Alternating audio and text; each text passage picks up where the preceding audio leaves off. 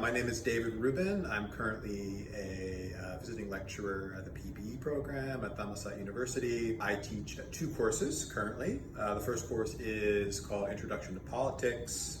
The second course is Approaches in Comparative Politics. I'm originally from the US, did my bachelor's degree in the US. I did my master's degree in international relations, University of Edinburgh. And I'm currently in the final year of my PhD at the University of Manchester in the UK. I like teaching in the PPE program in particular, as opposed to say political science department, international affairs department, because the students come to the program almost by definition with kind of a diverse group of interests that leads them to major in the unique program at PPE, which obviously brings together three separate fields: politics, philosophy, and economics. So these students are maybe more open-minded and eclectic in their interests than you might have in the average student who's kind of focused very much on one major. And then in the third year program, it's nice because the students have already taken a number of courses in three separate disciplines, again, politics, philosophy, and economics. So they come into the course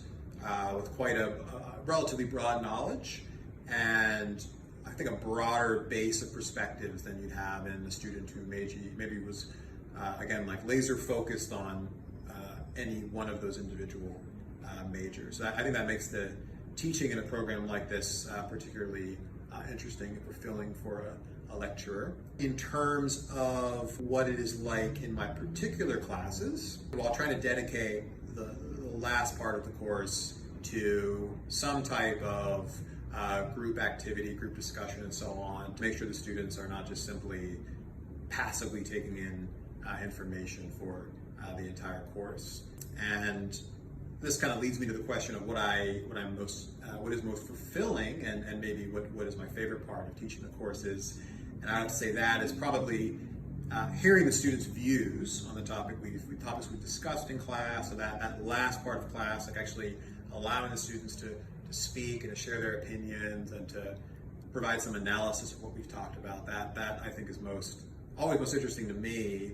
Because I obviously know what I think about the issues, and yet I learn more about them as students, but also as people, and hearing their views. And I also learn things, from them. I mean, they come from I have a somewhat diverse in terms of like national background, a group of students who bring different perspectives. So I'm not always aware of the perspectives they bring, and so it's always nice to learn from them and to also make them feel that they can actually provide some kind of value added to the course themselves in terms of their individual contributions. In terms of my opinion of the interdisciplinary program, as I said before, I'm a big supporter of a program like PPE because it does demand of students a broad base of knowledge instead of having them focus on kind of a relatively narrow field of study individually, politics, economics, or philosophy. It allows you to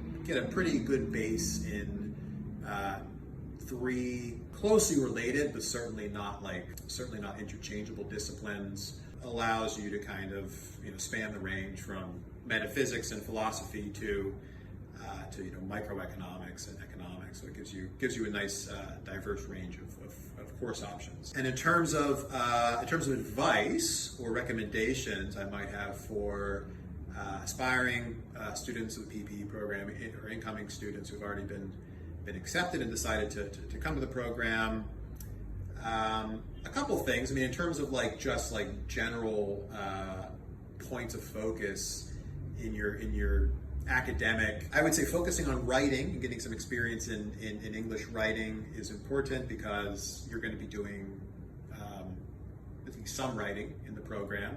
Maybe not as much in your first year, but certainly by the end of the program you'll be asked to write relatively long essays. To come in with some kind of experience and interest in writing would be an asset for incoming students.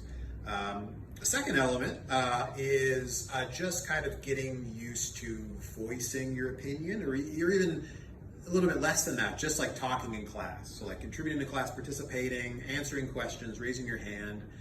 That's also a great asset to have, but also because it just enables you to learn more and to contribute more to the class, and it makes for a richer and more interesting classroom environment.